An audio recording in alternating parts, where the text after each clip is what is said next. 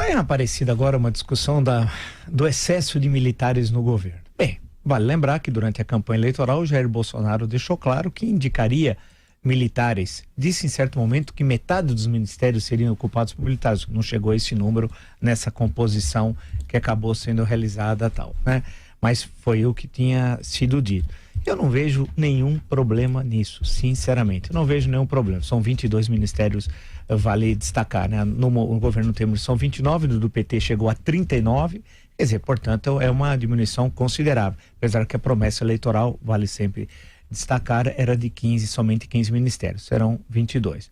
Ah, tem muitos militares. Esse problema de militar e civil é uma questão antiga no Brasil e remonta à República, no seu nascimento. Lá no momento do nascimento da República, em 1889, já tinha discussão, por exemplo, havia um sentimento em jovens oficiais formados na escola militar, de que os casacas, ou seja, os civis, chamados pejorativamente de casacas, eram identificados com atos lesivos ao interesse público e tal. E quem poderia restabelecer a ordem e fazer um governo genuinamente republicano eram os militares, especialmente os jovens oficiais, que foram, entre aspas, catequizados por republicanismo e para o positivismo, que marca o início da República e a presença no seio dos militares, por um professor de matemática, Benjamin Constant, que depois, inclusive, vai ser ministro no governo Deodoro da Fonseca, tal, mas teve uma larga influência na formação política e ideológica desses jovens oficiais, que vão fazer a República, tendo em vista que a República foi um processo inicial de proclamação fundamentalmente militar, foi um golpe militar numa sexta-feira em que a participação popular foi nula tal. Mas essa questão, portanto, entre civis, entre aspas, casacas e militares, defensores do interesse público tal, já era uma coisa presente, portanto, desde o final do século XIX. Reaparece agora, né, nós tivemos outros momentos que isso esteve presente, 1930, 1964, mas agora isso está mais presente. E a questão que se coloca é, mas tem muitos militares. Foram colocados ministros militares indicados para cargos que o presidente eleito considerava relevantes. E os indicados, vale destacar, são pessoas muito competentes por os ministérios que foram indicados. Hoje, para chegar a general de 4 estrelas, general de exército, você passa por inúmeros cursos. É uma longa carreira, é uma pirâmide.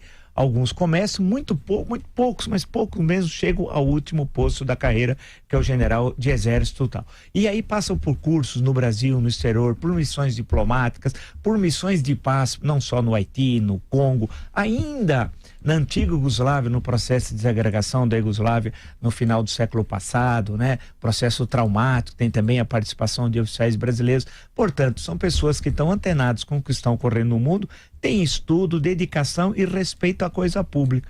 Portanto, não há uma militarização no governo. Militar e civil é a mesma coisa, eles são brasileiros. Então, essa ideia de que criar uma espécie de preconceito ou um pré-conceito de que não cabe aos militares participar da gestão pública, e eles são militares da reserva, e isso é muito importante destacar, não são militares da ativa, como em certo momento da história do Brasil, até o governo Castelo Branco, que fez uma profunda reforma sobre essa questão, acabando com essa história de militares da ativa terem participação política e depois voltarem para o Exército, ou para a Marinha, ou para a Aeronáutica tal.